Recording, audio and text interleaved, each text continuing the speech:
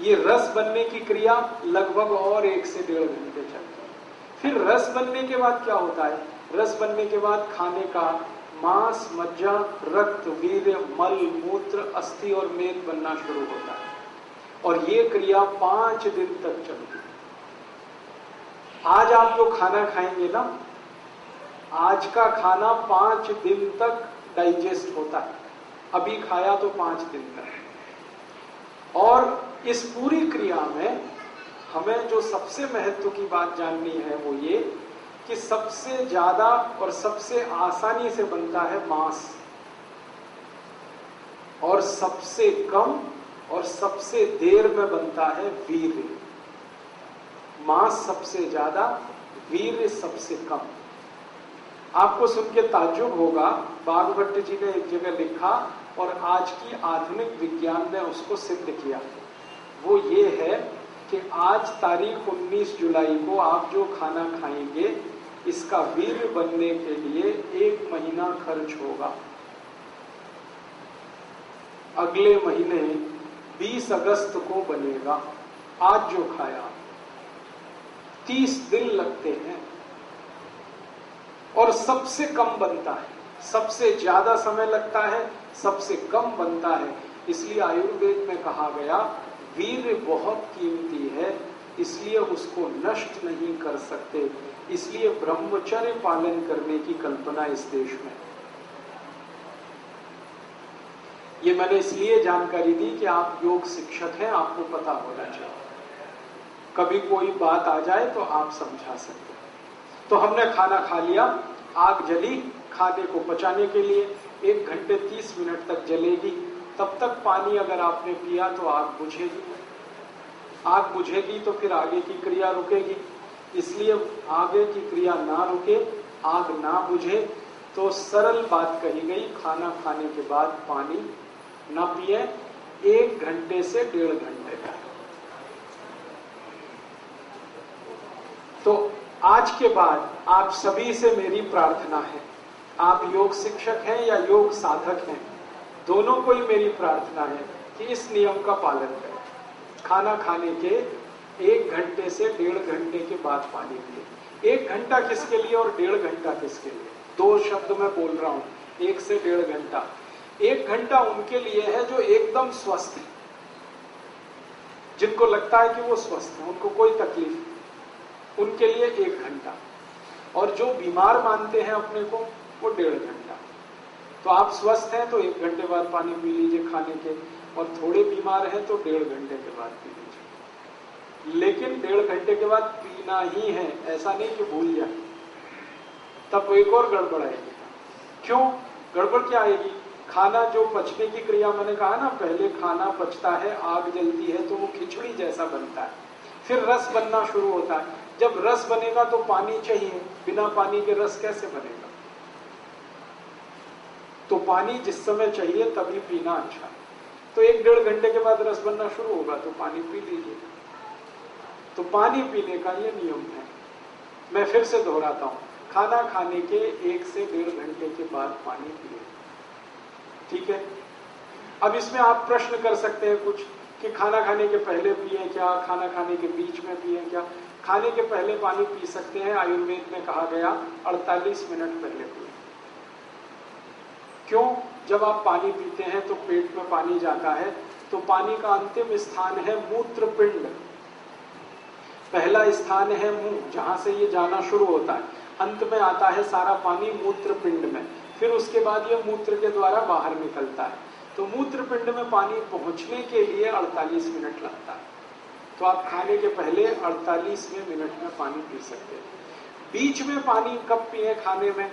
जब आप 2 अन्न का खाना खाएं, गेहूं की रोटी खाएं और चावल खाएं, 2 अन्न का खाना है, तो आप गेहूं की रोटी खाने के बाद और चावल खाने से पहले थोड़ा पानी पिए। कितना पिए? 3-4 घूंट बस, ज्यादा नहीं।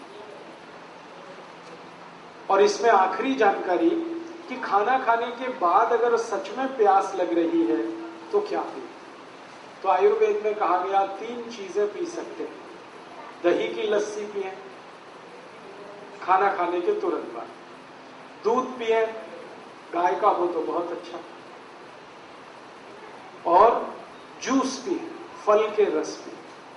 खाने के तुरंत बाद अगर प्यास लगती है तो जूस पी सकते हैं, लस्सी पी सकते हैं और दूध पी सकते हैं। जूस पीने का समय है सवेरे, लस्सी पीने का समय है दोपहर को और दूध पीने का समय है रात को।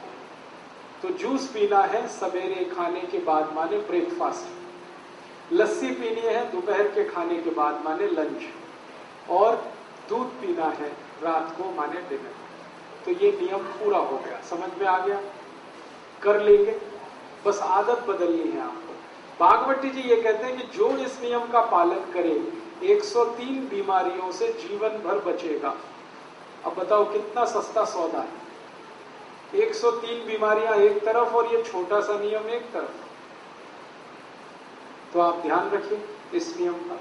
दूसरा नियम है, पानी जब भी पिए घूंट भर के पिए, सिप करके पिए।